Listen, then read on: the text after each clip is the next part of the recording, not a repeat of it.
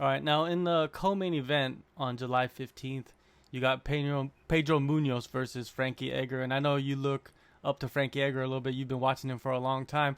Can you break this fight down, and how do you see it playing out? I mean, it's a typical like Frankie Edgar fight. Frankie Edgar's never ever given an easy fight. Every guy he fights, I think for like the last 10 years, has probably been top five ranked, and that's at lightweight, featherweight, and bantamweight. But I think Frankie will definitely be suited to 135. I think all of his career he's been used to being the smaller guy and relying on his technique, rather than his physical attributes. Whereas I think I don't think he'll be the biggest 135er in the division, but the size difference is definitely gonna be closed in.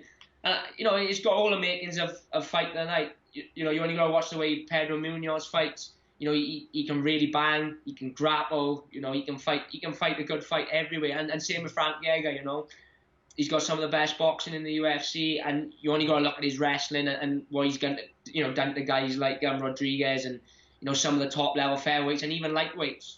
The way he's wrestled with them guys just goes to show, he can compete everywhere as well. So it's definitely going to be a definite clash of styles. I wouldn't be surprised to see him go the distance, and I think we'll see a bit of everything.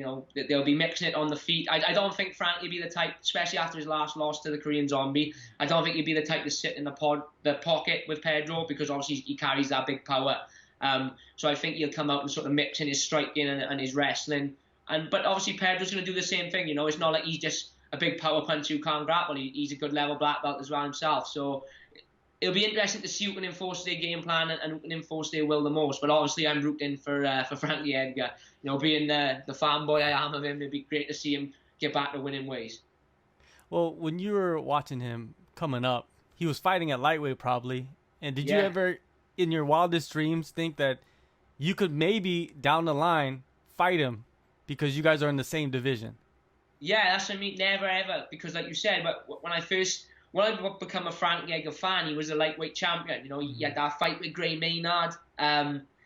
I think they robbed him against Benson Henderson twice. So, he was this guy. He was blatantly way too small to be in this division, but he was beating these guys and just not getting the luck with some of the decisions. And then, same at featherweight, you've had a couple of decisions go against him that you could argue he won. But it's just everything about him, just fell in love with his attitude, just the humbleness, and he's the working class guy who comes in and win or lose, he's going to come put on a show. And like I said, I never ever thought that I'd be in the UFC and he would be in my weight class, And it's one of them. It's like part of me would love to fight him just to say I fought him, and then the other part of me probably wouldn't want to fight him because I look up to him so much, But you never know what could happen. It would be some story to tell, eventually, if it did ever happen.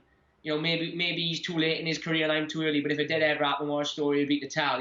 I can remember sitting in the house and watching Frankie Edgar highlights on YouTube, and then 10 years down the line, we're in the same division in the same company. So who knows? I could see Frankie fighting another 5 more years. To be honest with you, he's taking a little bit of damage, but nothing too serious. So I think he's going to be a staple in the bantamweight division. I could see you guys fighting each other eventually, maybe down the line. I mean, like you said, although he's in the tail end of his career to an extent, he's not one of them guys, where he can't take a shot anymore. He doesn't look like he's weathered or anything, Even in his fights at featherweight, he still looks as good as he did all them years ago. It's just I think the featherweights are that big nowadays that obviously the power and the size difference is factoring in. So, like you said, if he hangs about for 5 years, it'd be an honour to jump in there and fight them, win, lose or draw. Yeah, that's the biggest challenge right there, is facing somebody that you looked up to across the cage and trying to beat them. Goes, the saying goes that you got to keep grinding until your idols become your rivals. So that would be amazing.